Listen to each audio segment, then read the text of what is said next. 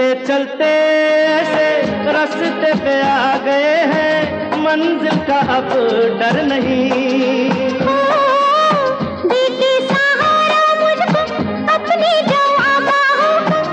jilaaga Bollywood Karisha Kapoor oo caan ku ahaa kaalintiisii arrimaha jacaylka ee aflaanta ayaa u dhintay kansar wuxuu ahaa 67 sano jir wuxuu qayb ka ahaa jilaayada boqortooyada Kapoor ee aadka u buuxdhaafiyay shirkadda Bollywoodka oo ah laanta aflaanta ee Hindiya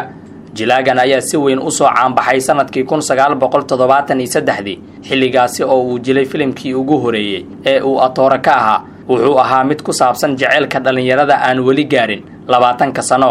wixii xilliga ka dambeeyay wuxuu jilay aflaan jacayl oo aad u badan oo muddo 20 sano uu si joogto ah uga soo muuqanayay wuxuu guushaasi ku gaaray markii uu si wanaagsan uga soo baxay kaalintiisii jileenka Rishi Kapoor wuxuu aflaanta ku soo biiray isagoo aad u yar sanadkii 1970 xilligaasi oo aabihiisa Raj Kapoor uu film la sameeyay kaasi oo lagu magacaabo Mera Naam Joker dhowr ka mid ah aflaantiisii sanadkii 1980 ilaa 90 Kill Mine Kaz iyo Jandemi waxay noqdeen kuwii ugu sareeyay ee la iibsaday wuxuu ahaa nin aad ugu wanaagsan dhanka qobka ciyaarka aflaantiisana waxa ku jiray heeso ilaa iyo hadda aad u caan ah aflaanta guuleysatay ee Rishi Kapoor waxa inta badan la jilaysay atirishadii caanka ahayd ee Neetu Singh waxay isla jileen filimkii ugu sareeyay ee dhanka jacaylka ee Bollywoodka waxay kalgacaylkaasi la aadeen ilaa banaanka wayna isguursadeen sanadkii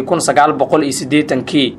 wiilkooda Ranbir Kapoor wuxuu sidoo kale aflaan la jilay atoorayaal kale oo caana sida Amitabh Bachchan iyo adeerkii Shashi Kapoor 10 sano ee la soo dhaafay wuxuu qayb ka noqday aflaan kala duwan oo door kooban uu ku lahaa kuwaas oo sidoo kale xiiso yeeshay warka la xiriira in uu u dhintay kansar wuxuu imaanayaa maalin kadib markii uu dhintay Irfan Khan oo caan ka ahaa Bollywoodka iyo Hollywoodka Rishi Kapoor waxa ku dhacay kansarka loo garanayo leukemia sanadkii 2018 wuxuuna Hindiya dib ugu noqday bishii September ee sanadkii hore kadib markii muddo uu daaweyn u joogay magaalada New York ee dalka Mareykanka arbacadii ayaa loola cararay isbitaalka kadib markii naqaska uu ku dhagay walaalkii Ranbir Kapoor ayaa sidaa u sheegay warbaahinta qoyska jilaagan ayaa xaqiijiyay geeridiisa iyagoo fariin ku sheegay in si aayar ah uu u dhintay dhaqaatiirtii shaqaalaha caafimaadka ee isbitaalka waxay sheegeen in uu madadaalinayay ilaa ay nafta ka baxaysay wuxuu muujinayay sida uu nolosha u doonayay